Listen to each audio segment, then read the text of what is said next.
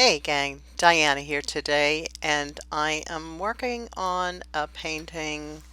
It's still in a sort of a generalized situation here. Mostly adding some darks and just some other details, such as around those stems. I posted this up on my Facebook page and had a time to take a look at it and sort of see what it needed from a different perspective. And I decided to add a little bit more sort of glow around the stems. And you see me just wetting that area around the stems. I'm sort of messing around trying to see what color I want in there. And I do decide eventually, but that's the painting process. It's not, sometimes you just need to get in there and play.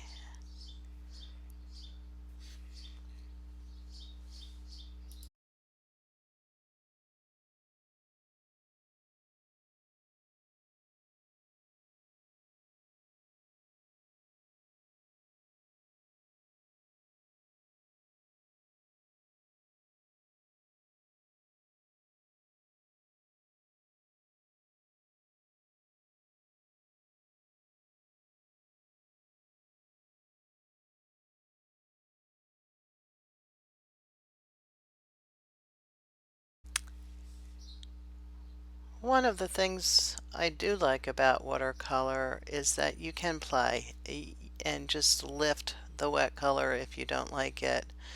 Here I am mixing some red and green together to make a darker brown color and add that into some of what I'm defining as some shadow areas. Again, I'm wetting that area and I'll flood it with some color in a minute.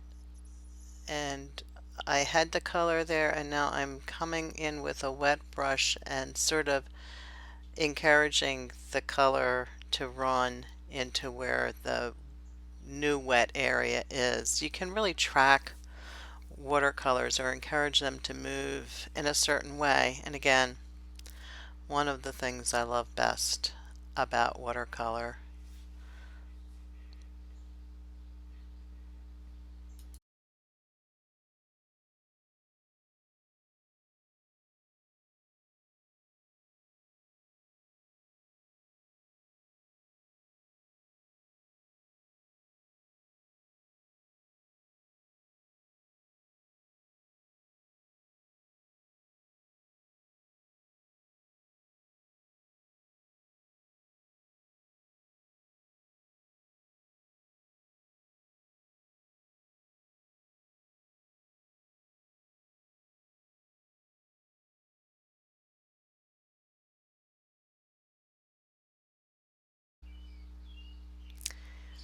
I have one of those Mensa brushes that I included in a jet pens haul a little bit ago. They're Japanese brushes and they're like a Western style liner brush.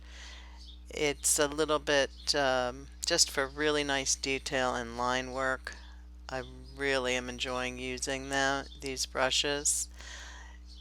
And here I am just adding some line work to this piece. Just again adding some detail.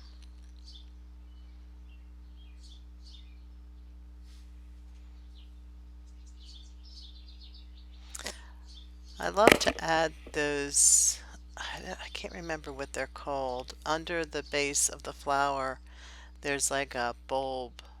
I can't remember what it's called, but I love sort of playing with that idea of what they look like and abstract.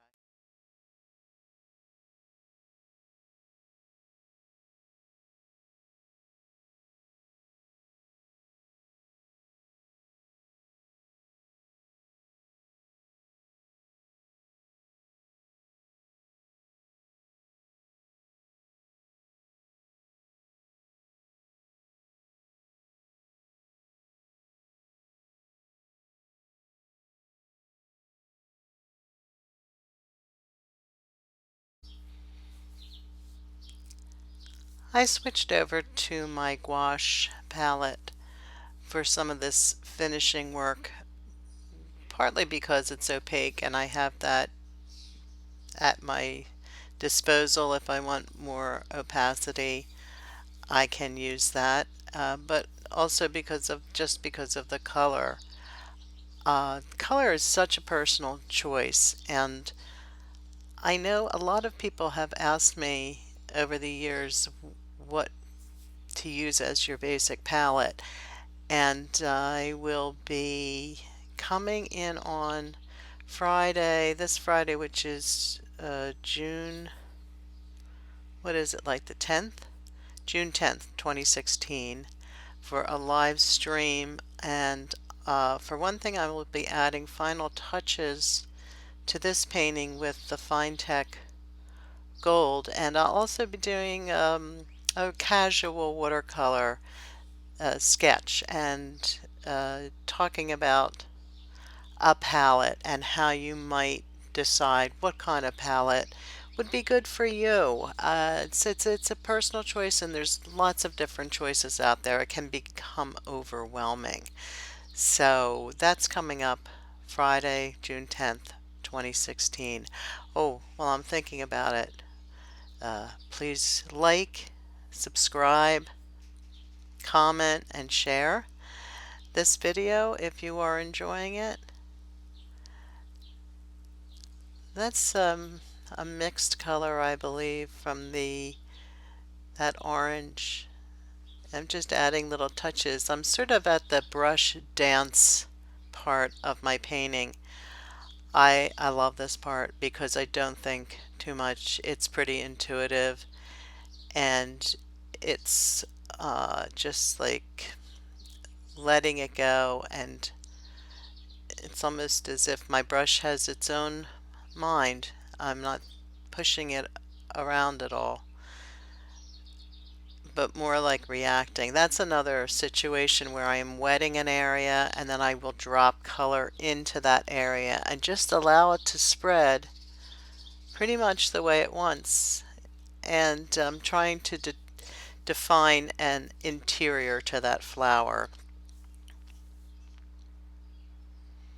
and then encouraging that up a little bit. I believe this might be the point where I decide to reach for a straw and give it a good huff. I love that effect. It's a very delicate and very free form. Who knows what's going to happen? And I do like to add that to a painting. It's a loss of control and then regaining something or seeing something in a new light.